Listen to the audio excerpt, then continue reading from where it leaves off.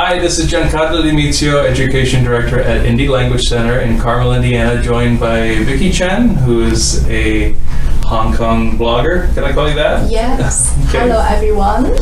And we're going to talk today about some language learning tips for students and parents of children who want to learn a new language. Come join us. Come to join us. A lot of people, they use the flashcard to build up the vocabulary. Flashcards. Yes. Right? What do you think? Yeah, great. I mean, if you have time to write them all out and use them and carry them around with you in your pocket and run them, or you just have a time of day that you want to do them, that's fine. I have some opinions about that, of course. One is that you should not just write words on flashcards.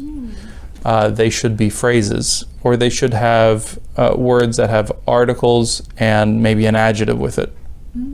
For example, if you just have the word chair, it's kind of floating out there by itself. What you should try to push your mind to do is create a chunk, create a phrase, which is, I like this brown chair. Because the noun chair is useful because you want to be able to recollect the word chair, but in the beginning, you're really trying to put it into a meaningful phrase. Right. And so, I like this brown chair. It could be is meaningful and useful because you're going to use that a lot. Because you have the word this chair, you have this brown chair, you have a color, you could substitute any color. I like, you could put not in front of it and say I don't like. And you can do a lot more with that. Yes. So that one flashcard is 10 times more effective than just the word chair. Right. When you learn a lot of word table and say, I like this red table, right? You can just change the things in it. But I really liked that, what you just said, because a lot of people, when we think about flashcards, just a word there. Some parents, they may even put a chair, they use a tape and put it here. And then the table, they put table, T-A-B-L. And now we're talking like cavemen. Chair, table, give, apple. It's not how we talk. Right. We don't talk that way. So it's a unnatural way of learning. Even though kids might point and grunt, we have so much connection as adults that we could draw on that we don't really need to start that way. And you don't have as much time working. If you have children, or if you have hobbies, there are things that you can do to save time. Do that. So if you have a flashcard, you can build flashcard sets around a verb, adjective, and you can have sets of present tense verbs with colors and nouns that you find in the house, for example. And that set of flashcard is going to be much more meaningful to you than just random nouns that are in the house. Because now you've connected to like or not like, you've connected colors to that, and so you could start to develop a story around that.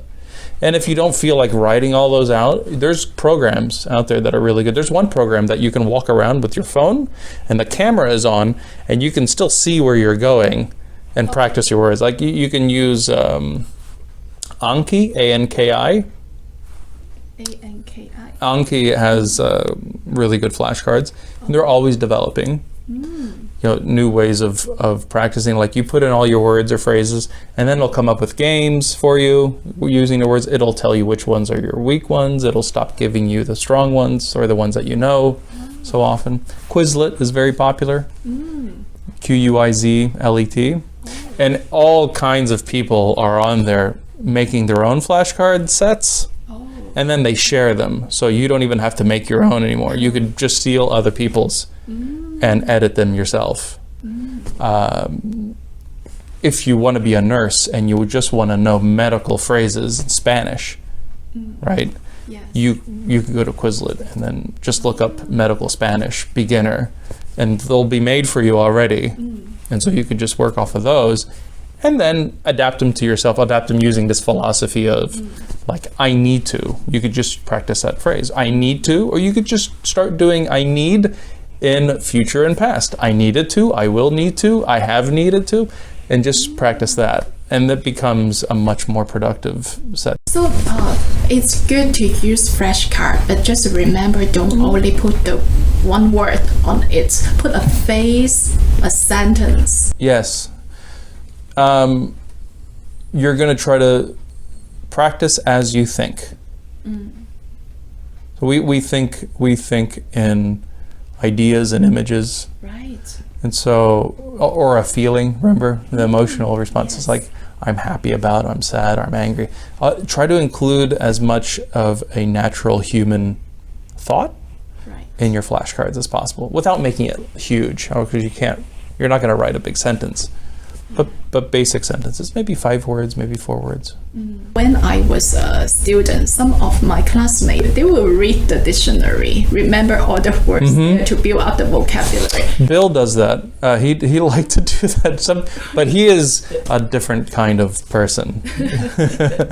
He speaks many languages, and I mean, there's some people who really just enjoy linguistics. I see. Oh, then I love Bill more.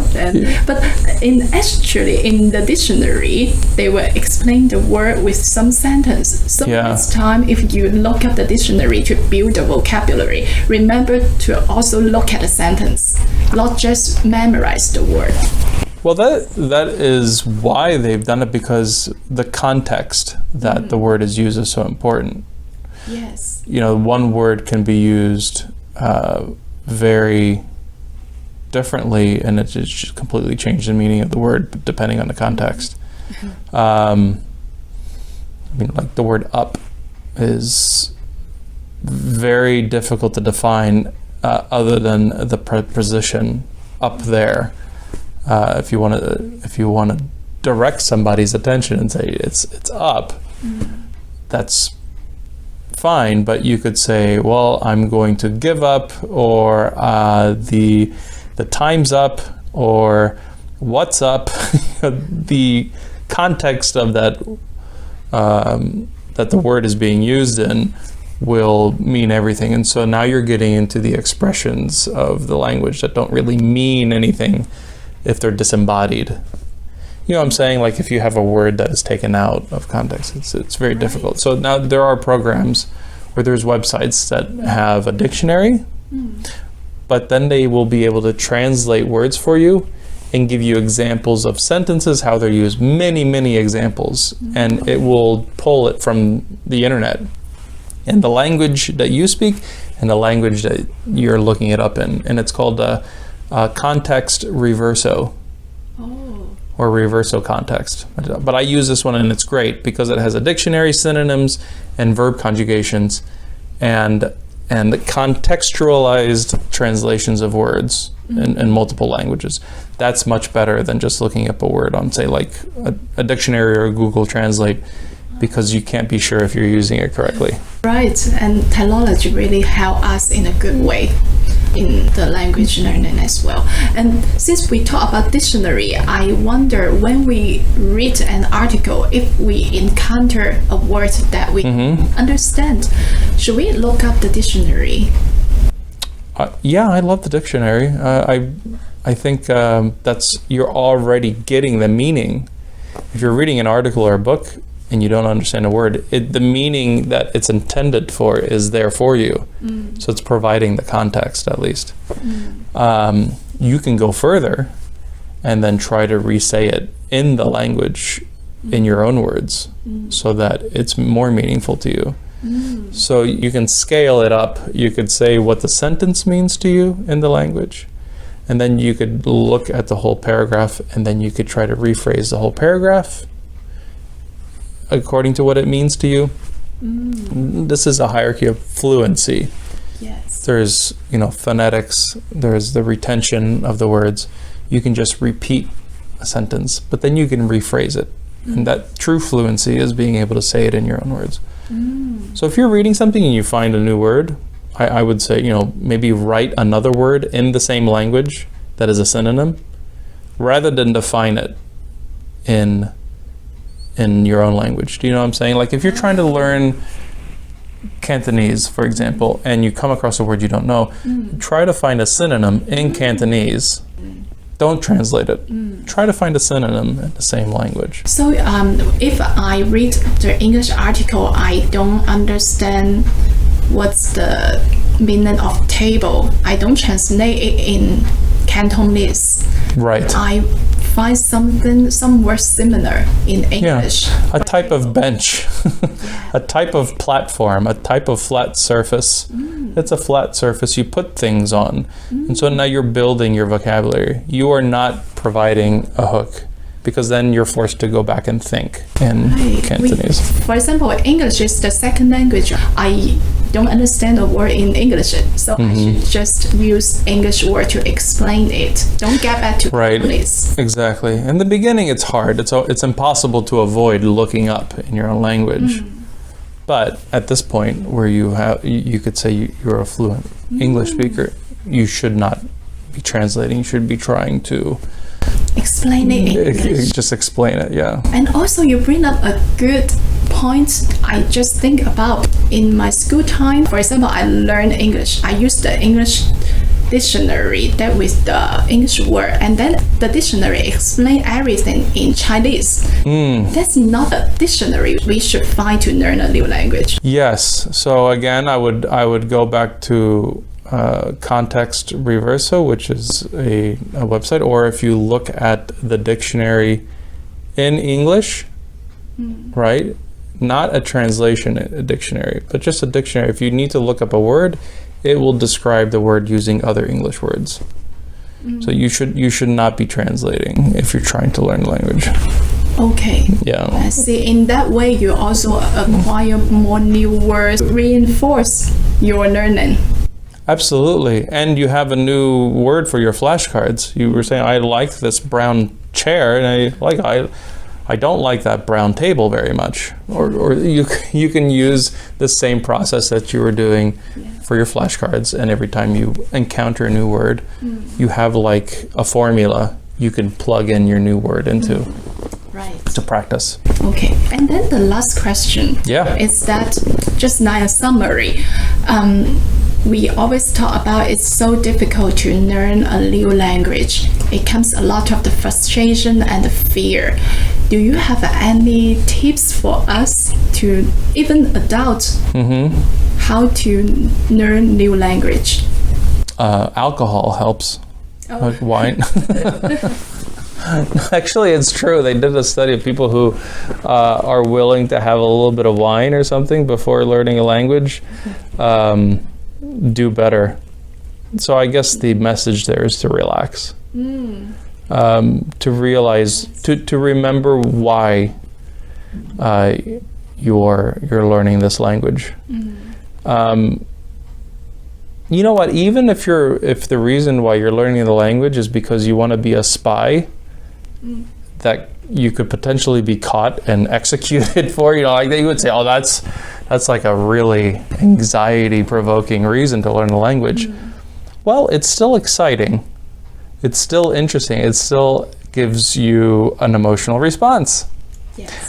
So whatever it is that is creating some kind of positive emotional response, you should try to remember. And one of the first questions that we ask our students is, what will you be able to do once you are able to speak this language that you want to study here?